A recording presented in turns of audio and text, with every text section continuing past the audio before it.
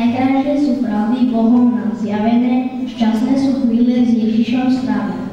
Pravdy tie predpoklad o Boží väčšina lampa svietí, v bohostánku Ježiš čaká svoje deti.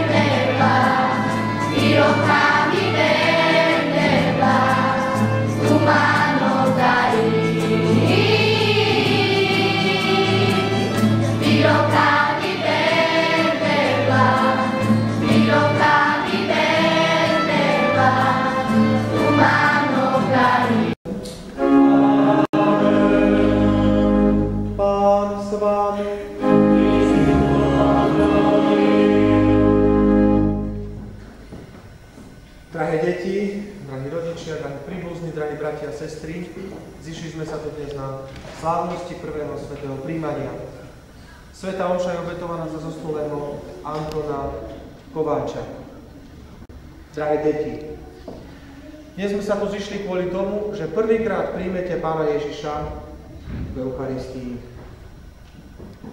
Pána Ježiša, alebo stretnúť sa s Pánom Ježišom prijať ho môžeme rôznym spôsobom. Duchovne, keď po ňom túžime. Keď sa modlíme, stretáme sa s Pánom Ježišom. Duchovne, keď čítame a snažíme sa uskutočňovať Božie slovo. To je vždy sa stretnúť s Ježišom Kristom. Alebo potom môžem sa stretnúť s Ježišom telesne, keď urobím niekomu dobrý skutok. Kto to potrebuje, nejakému chorému, núdznemu. A vrcholom toho všetkého je, že keď sa stretnem s Ježišom Kristom v Eucharistii. To je ten vrcholný a vysoký spôsob, ako sa stretnúť s Ježišom. Doteraz, drahí, preto prosíme blahoslavenú Máriu, vždy Pannu, všetkých anjelov a svätých, i vás, bratia a sestry, modlite sa za mňa, Pánu Bohu náš. Nech sa zmiluje nad nami všemohúci Boh, nech nám hriechy odpustí a privedie nás do života večného. Amen.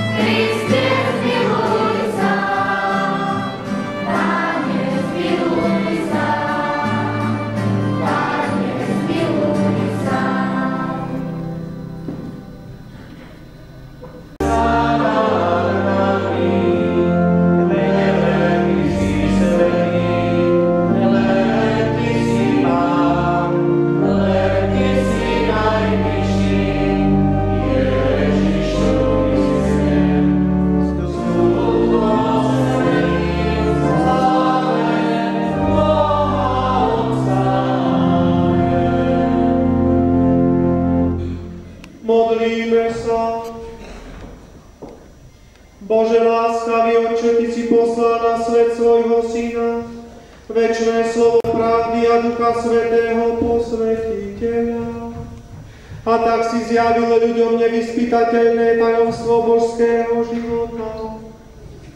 Daj, aby sme v duchu pravej viery vyznávali slávu večnej Trojice a kláňali sa jedinému všemohúcemu Bohu skrze nášho Pána Ježiša Krista, Tvojho Syna, ktorý je Boh. A s Tebou žije a kráľuje v jednote s Duchom Svätým po všetky veky vekov.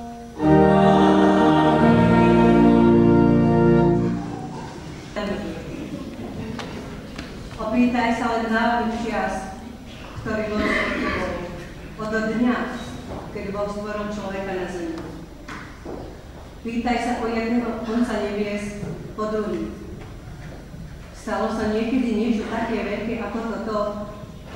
Alebo bolo niekedy počuť, že by bol niektorý národ počul hlas Boha, hovoriaceho z ohňa?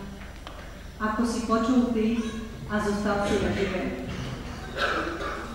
Alebo sa už niekedy Boh pokúsil prísť a vybrať si národ spomedzi iných národov skúškami, znameniami, zázrakmi a bojom, rukou silnou, so zdvihnutým ramenom a s veľkou hrôzou, ako to pre vás urobil Pán, váš Boh, v Egypte priamo pred vašimi očami.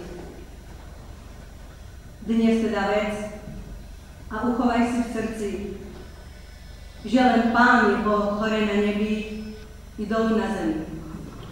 Iného nie.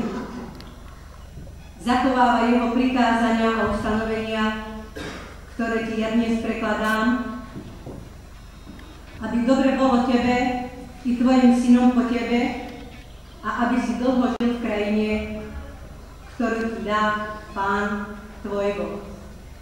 Počuli sme Božie slovo.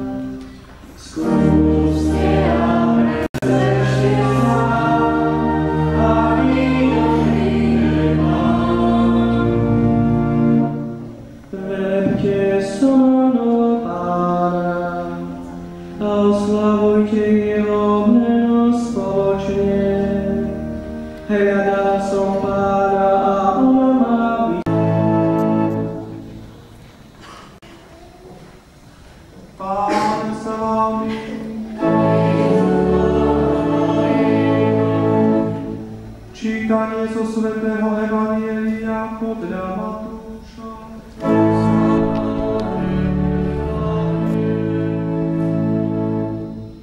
11 učeníci odišli do Galilei na vrch, kam im Ježiš rozkázal. Keď ho uvideli, kláňali sa mu, no niektorí pochybovali. Ježiš pristúpil k ním a povedal im: daná mi je všetká moc na nebi na zemi. Ja som s vami po všetky dni až do skončenia sveta. Počuli sme slovo Pánovo.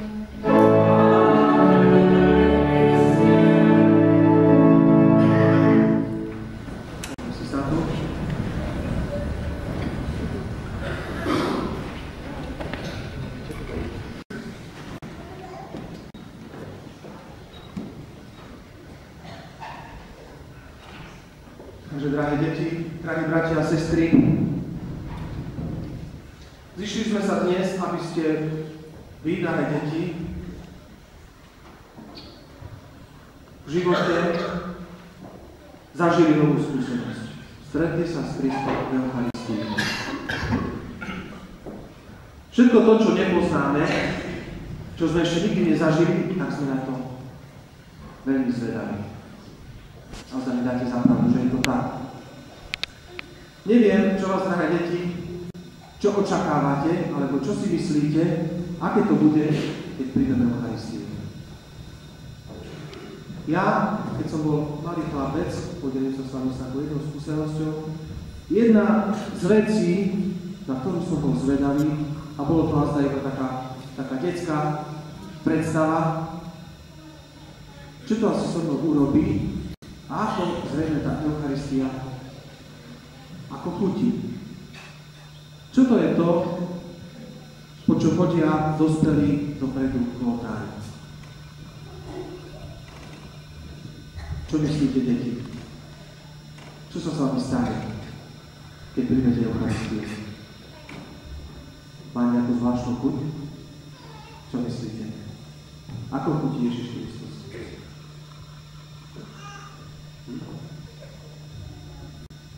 Vieme, že je pod spôsobom chleba a pod spôsobom vína. Ale je to také jemné a také čisté, Eucharistia, že tam si môžeš predstaviť všetko. Všetko to, čo potrebuješ pre svoj život, prijímaš Ježišovi Kristovi. A mohli by sme povedať, že tie najväčšie veci v živote sa nedajú nejakým spôsobom ani opísať, nedajú sa ani predstaviť. Tie najdôležitejšie veci, na ktorých stojí život a svet, nevidíme, ale cítime jeho dôsledky.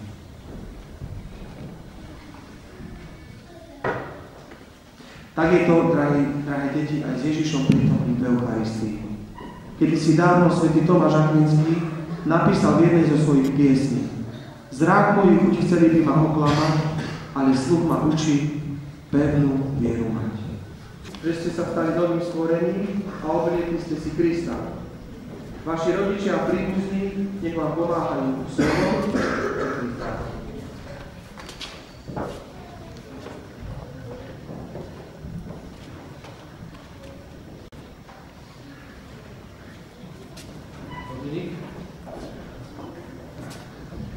V mene všetkých detí príjmi svetlo Kristovo.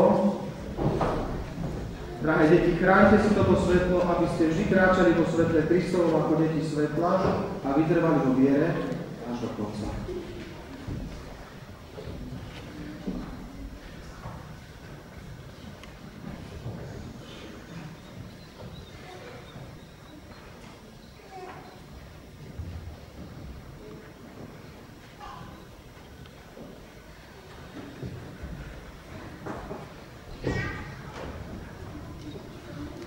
Milí rodičia a krstní rodičia, pred niekoľkými rokmi ste tieto deti priniesli na krst. Deti sa tedy znovu zrodili z vody a z Ducha Svätého a dostali vzácny dar.